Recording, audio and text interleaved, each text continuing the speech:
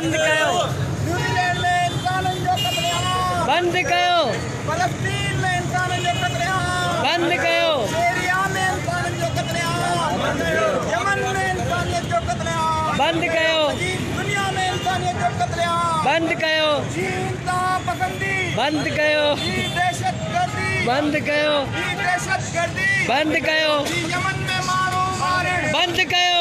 Syria में माण्हू मारण बंद कयो। न्यूजीलैंड में इंसाननि जो क़त्लेआम बंद कयो। अफगानिस्तान में इंसाननि जो क़त्लेआम बंद कयो।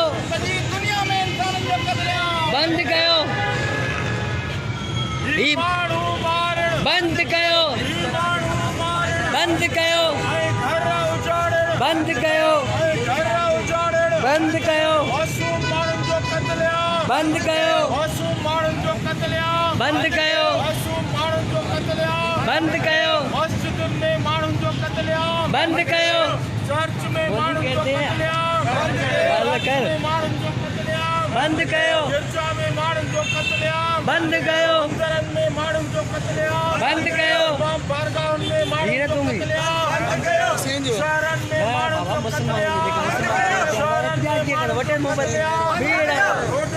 भीड़ काढ़ी न वञे।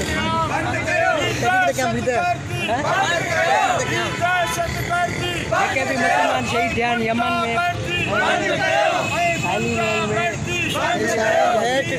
नापसंद आया असांखे ॾिसी करे लव टू पीस माना प्यार न प्यार घर उजाड़ण बंद कयो घर उजाड़ण इहो सही आहे। हे बि चवंदा असां बि इंसानियत रखंदा असां बि हिन पंहिंजे दफ़ा इहो फुल सोग वारा आहियूं। हुम्मती वठण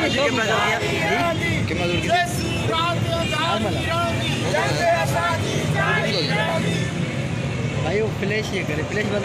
अच्छा सीरिया में माण्हू मारण बंद कयो अफगानिस्तान में माण्हू मारण बंद कयो। सीरिया में माण्हू मारण बंद कयो। यमन में माण्हू मारण बंद कयो। न्यूजीलैंड में क़त्लेआम बंद कयो। बट यार एक कैंडल दो मौलवी साहब को कैंडल दो एक। सॼी दुनिया में क़त्लेआम बस इंता पसंदी दहशतगर्दी बंद कयो। इंता पसंदी बंद कयो। दहशतगर्दी बंद कयो। ही माण्हू मारण बंद कयो ही गुंडागर्दी बंद कयो ही दहशतगर्दी बंद कयो मुसलमान जो क़त्लेआम बंद कयो मुसलमाननि जो क़त्लेआम बंद कयो मुसलमाननि जो गुड न्यूजीलैंड में मुसलमाननि जो क़त्लेआम बंद कयो। सॼी दुनिया में इंसाननि जो क़त्लेआम बंद कयो। सॼी दुनिया में इंसाननि जो क़त्लेआम बंद कयो।